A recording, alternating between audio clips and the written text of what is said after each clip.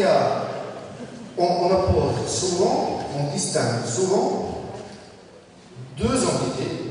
D'une part, les gens du voyage, d'autre part, les Roms. Plus on parle de cette distinction-là, moins on la fait réellement et moins on explique réellement la teneur des différences entre ces deux entités-là. Les gens du voyage, c'est une catégorie administrative créée par la loi. Sont gens du voyage tous ceux qui, au cours d'une année civile, n'ont ni domicile ni résidence fixe pendant 6 mois et qui habitent donc dans des logements mobiles. Là-dedans, il n'y a aucune référence à l'identité ethnique des personnes, à la langue qu'ils parlent, à leur culture, etc. C'est juste un critère d'habitat. L'habitat mobile définit les gens du voyage. Et le fait est que les gens du voyage en France, en très grande majorité, ne sont pas roms. Alors, les roms, c'est quoi? Vous avez tous un petit flyer qu'on a préparé dans l'association. C'était notre première arme d'information massive. On a essayé, on s'y est mis à plusieurs pendant une semaine à condenser dans un recto verso tout ce qu'on devrait savoir sur les Roms pour avoir une idée plus claire. Les Roms, c'est un peuple d'origine indienne qui, suite à une razzia d'un sultan, le sultan Mahmoud de Ghazni, en Afghanistan, le sultan attaqué l'Inde à plusieurs reprises et en 1018, il fait une razzia où il pille les richesses d'une ville qui s'appelle Kanauj, qui est aujourd'hui en Uttar Pradesh, en Inde du Nord-Est, et qui déporte aussi 53 000 habitants de cette ville et de ses environs, qu'il utilise comme esclaves, et au fur et à mesure de différentes batailles que les Ghaznavides, son peuple, font, puis ensuite les Seljouks font, cette population-là se déplace et arrive en Europe et en France à partir du début du XVe siècle. Grosso modo, cette population, donc, au départ de 53 000 Kanaouji, des habitants de Kanauj, 53 000 habitants en 1018, ils se déplacent et aujourd'hui on a une population qui, au niveau mondial, se situe aux environs de 15 millions de personnes, avec une très forte concentration en Europe et notamment dans les Balkans. C'est donc une population qui se caractérise par cette origine indienne, par une langue, le romani, que j'enseigne au Languedoc, à Paris, l'INACO, et par des traits culturels qui varient selon les époques, selon les lieux d'implantation fossile, ce qui est normal dans un processus d'acculturation vu comme des échanges avec les populations environnantes. Et ce peuple se divise, pour des raisons historiques et de mouvement, en 3 grandes branches qui sont les Roms au sens restreint, strict du terme, qui continuent à parler le romani quotidiennement comme première langue de communication, en plus des langues des pays où ils sont. Les Sinté, qu'on appelle aussi Manouches, et qui sont très présents en Alsace, notamment, et qui parlent le Manouche, qui est en linguistique, on appelle ça une langue périphérique, c'est-à-dire qu'il y a une base de romani et des emprunts germaniques. Et un troisième groupe que sont les gitans, ou les Calais, qui, eux, se sont constitués une identité particulière par rapport aux deux autres groupes, par rapport à chacun de ces deux autres groupes, en Espagne, et donc une partie s'est déplacée en France, notamment au début du XXe siècle. Donc voilà la composition de la population rom en France qui, sur ce schéma, est représentée par le cercle central de couleur bleue et qui se constitue par des Roms, des Sintés et des Calais, autrement appelés gitans. La France a cette particularité que sur son sol, on trouve des représentants des trois grandes branches. Ce n'est pas le cas de tous les pays. En Albanie, par exemple, il y a des Roms, il n'y a pas de Manouches, il n'y a pas de Gitans. Et on parle donc d'une population qui est estimée à environ 500 000 personnes en France, qui, pour une très grande majorité, environ 97-98%, sont français, et ça de très longue date. Elle s'est constituée à partir de 1419. 1419, c'est le premier document qui parle de l'arrivée de Rome en France, et jusqu'en 1912, il y a eu plusieurs arrivées de l'Est vers la France. Et l'accueil qui leur est réservé, il y a une continuité assez étrange en fait depuis le XVe siècle.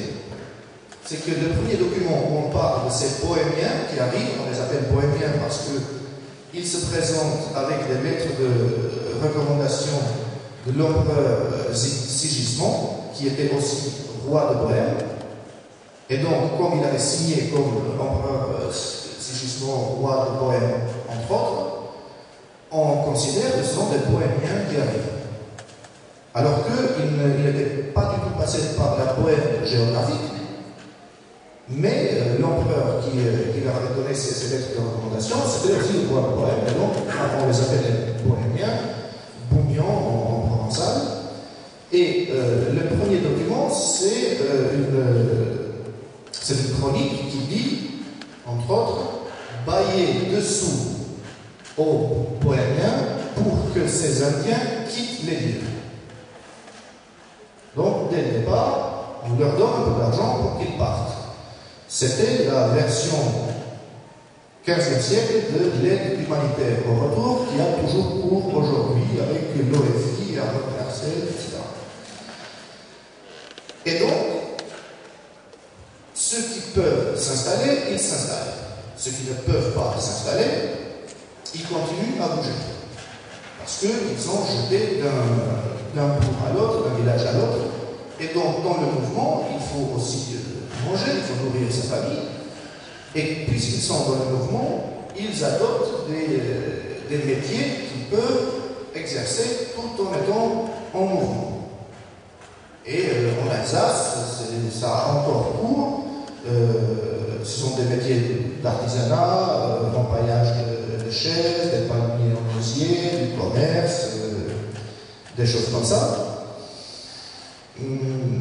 Et donc ils entrent dans ce cercle orange gens du voyage, qui c'est un contretemps en fait, à l'époque il ne s'appelait pas gens du voyage, mais ils mènent cette vie itinérante qui n'est pas de l'errance, ça suit des parcours bien réguliers, avec des temps bien réguliers. On va dans tel village, on offre ce genre de service. Une fois les besoins des paysans satisfaits, on va ailleurs, et on va toujours dans le circuit très régulier. En 1912, la Troisième République vote une loi qui institue le premier document d'identité en France, qui est le carnet anthropométrique des nomades. Et on déterre le mot nomade pour lui donner un sens ethnique. Parce que nomade, à la base, c'est comme les gens du voyage, ça se définit par le fait de bouger. Et là, en fait, on cible surtout une population qui est considérée sur une base ethnique. C'est bien des Roms en France à qui on impose ce carnet anthropométrique. qui est le premier document individuel d'identité, avec photos, avec les empreintes digitales, avec les signes particuliers. Puis, sous Vichy, on institue la carte d'identité, la carte nationale d'identité, qui est une version allégée de cette expérimentation qu'on avait faite au préalable avec les Roms et qu'on appelait nomades. En 1969, après une expérience assez douloureuse de la Seconde Guerre où les nomades ont été assignés à résidence par la République, il ne faut pas l'oublier, donc ce n'est pas Vichy. Encore, c'était le 4 avril 1940 que le président de la République, Albert Lebrun, les assigne à résidence. Ils étaient déjà fichés et quand Vichy arrive, tout était en place pour les mettre dans les camps. Et les derniers camps d'internement de nomades ont été libérés un an après la libération, en 1946. C'est-à-dire que la France était libre, mais on continuait à maintenir ces personnes jugées dangereuses dans les camps, en famille. Et vous voyez donc qu'il y a une confusion ensuite entre cette population qui est définie par des traits linguistiques, historiques et culturels, d'une part, et d'autre part, tous ceux qui nomadisaient. Et ils étaient nombreux à nomadiser pour des raisons diverses et variées. Et il y a cette confusion dans un ensemble commun d'une population, d'un peuple, en fait, une entité ethnico-linguistico-culturelle, d'une part, et d'autre part, tout ce qui bougeait, y compris et notamment les brigands des grands chemins. Avec les Roms, en France, il y a aussi une autre communauté qui n'est pas très nombreuse, qu'on appelle les Yéniches, qui sont d'origine germanique, qui parlaient une langue germanique actuellement quasiment éteinte, et qu'on met aussi dans cette catégorie de nomades. Alors que pas tous nomadisent, et vous voyez, les cercles se recoupent en fait avec une toute petite partie des Yéniches est mobile, comme aussi une toute petite partie des Roms est mobile. À partir du début du XXe siècle, 1912-1936, arrivent les Gitans d'Espagne. Beaucoup d'entre eux sont des républicains, et avec d'autres Espagnols, ils quittent l'Espagne, ils se réfugient en France. Et ce sont les Gitans qui sont aujourd'hui notamment dans le sud de la France. Vient la Seconde Guerre mondiale, et après la Seconde Guerre mondiale, il y a des vagues d'immigration depuis 1945 jusqu'en 1990. Arrivent des Roms, de la Yougoslavie de l'époque, de Turquie et de pays du Comecon, de l'ancien bloc de l'Est. Et ceux-là, ils viennent avec d'autres, ils s'installent. On ne parle pas beaucoup d'eux, on ne parle même pas du tout d'eux. Et notamment, ceux qui sont venus de Yougoslavie, par exemple, on parlait des Yougos à l'époque. Parmi les Yougos, il y avait beaucoup de Roms. Ils n'étaient pas vus comme des Roms, c'était des Yougos, donc beaucoup des autres Yougos. Et dernière vague, à partir de 1990, qui continue encore aujourd'hui, enfin, on continue encore à en parler aujourd'hui. Là, on commence les vraies erreurs.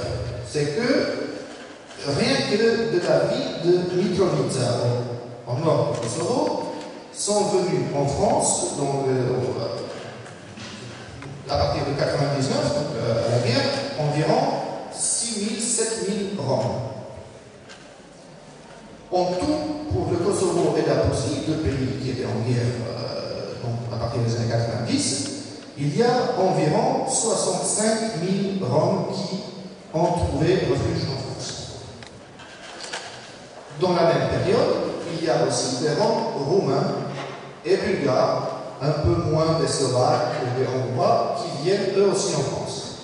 Mais ils ne sont pas traités de la même manière parce que l'ex-Yougoslavie est en guerre et donc on s'est beaucoup battu à l'époque pour qu'on reconnaisse le statut de réfugié politique pour les Roms de ces pays-là, et on l'a obtenu. Donc, ceux qui viennent d'ex-Yougoslavie, ils ont leur papier, ils se logent, ils commencent à travailler, les enfants vont à l'école, ils font leur vie, et on ne parle pas de ces 65 000 personnes, mais on parle de 3 000 environ qui viennent au début des années 90 et qui aujourd'hui sont au chiffre d'environ 15 000.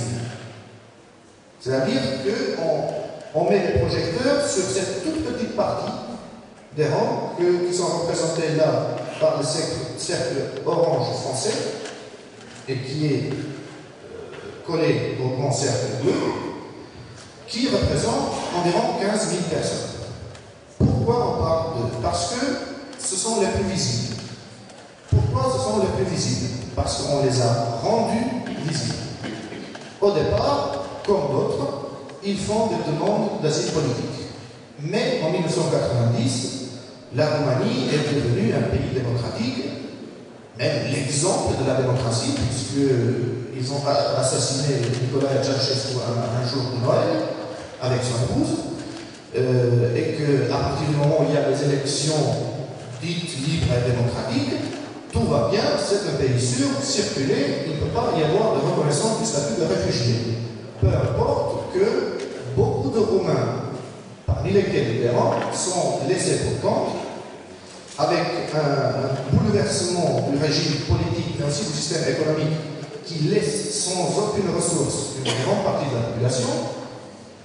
Pour les rangs s'ajoute aussi le facteur du racisme qui jusque-là avait été mis sous contrôle par la dictature, il faut le dire, mais en tout cas il n'y avait pas d'expression raciste, c'était condamné pendant la période communiste, avec des pogroms, en 1996 notamment, avec des véritables pogroms, avec des morts, avec des villages entiers de rangs qui sont incendiés par la foule, mais on ne peut pas considérer que